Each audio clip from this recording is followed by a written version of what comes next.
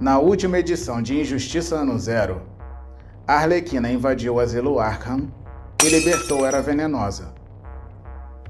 E no momento em que a Ruiva descobriu que o Coringa machucou sua amiga, ela invadiu o esconderijo do vilão e ameaçou matá-lo se encostar na Arlequina novamente. Em seguida, as duas foram para Las Vegas e Era Venenosa aproveitou a oportunidade para pedir Harley em casamento, que imediatamente aceitou o pedido. E agora vamos para a próxima parte dessa história.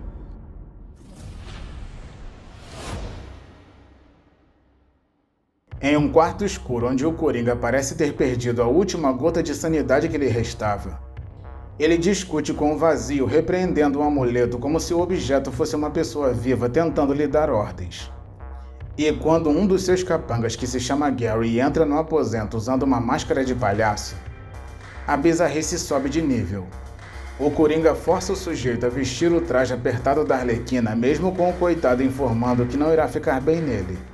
E depois do Gary obedecer aparecendo com aquela fantasia muito constrangido, o vilão diz que ele está ridículo e por isso ele adorou. Dessa forma, o maníaco informa que eles irão sair e que é hora de levar um novo brinquedo para as ruas. Enquanto isso, nas escadarias do quartel-general da Sociedade da Justiça, Jay Garrick está sentado com a cabeça baixa, visivelmente exausto.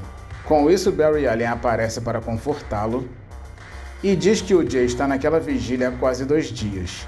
Mas como eles sabem que o ataque ao Admirável foi apenas o começo e que alguém está marcando os heróis da Era de Ouro, Jay se recusa a deixar o amigo sozinho. Entretanto, Barry informa que irá assumir a vigilância e o Flash original finalmente cede, partindo em um rastro de luz amarela. Ao chegar em casa, Jay encontra sua esposa Joan já preparada para o pior. Ela não esperou ordens, as malas já estão prontas e ela já reservou um quarto em Central City. E enquanto eles conversam sobre aquela rotina de sempre ter que desaparecer, o diálogo é interrompido por um estrondo. Dessa forma, ele diz que precisa ir e segue em um espetáculo de heroísmo e desespero. O rastro de eletricidade de Jay percorre o prédio em chamas. Ele entra e sai de apartamentos tomado pelo fogo, carregando civis, garantindo que ninguém seja deixado para trás.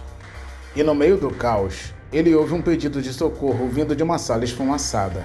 E quando ele grita dizendo que está chegando sem saber que está correndo para sua própria perdição, Gary apaga o fogo e Jay não encontra nenhuma vítima. E no momento em que a silhueta do palhaço se ergue contra a luz do fogo, Jay fica paralisado pelo controle mental.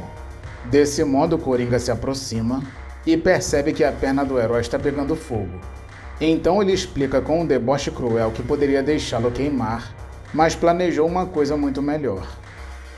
Nesse inteirinho, em uma academia de boxe em Nova Jersey, Ted, mais conhecido como Pantera, está treinando um dos seus alunos. Mas infelizmente é interrompido por Jay, mas seu olhar está vazio e seus movimentos não são seus. O Coringa, agindo através do corpo do Flash, questiona o que o Batman vê naquele velhote. Naquele momento, o rapaz que estava sendo treinado aponta uma arma para defender seu professor. E quando o Coringa parte para cima dele, informando que é mais rápido do que uma bala, a arma dispara.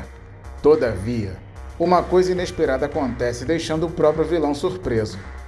E quando Gary pergunta se o velho Flash morreu, Coringa apenas responde que deveria ter praticado mais, enquanto vemos que o Flash estraçalhou o corpo do pobre rapaz, deixando o Pantera apavorado. Bom, meus amigos, esse foi mais um vídeo de história para vocês. E se você gostou, deixe um like e um comentário para dar uma força no canal e se inscreva para se tornar um habitante do Planeta Vital. A narrativa que vocês acabaram de assistir possui o roteiro de Tom Taylor e editor executivo Mary Javins.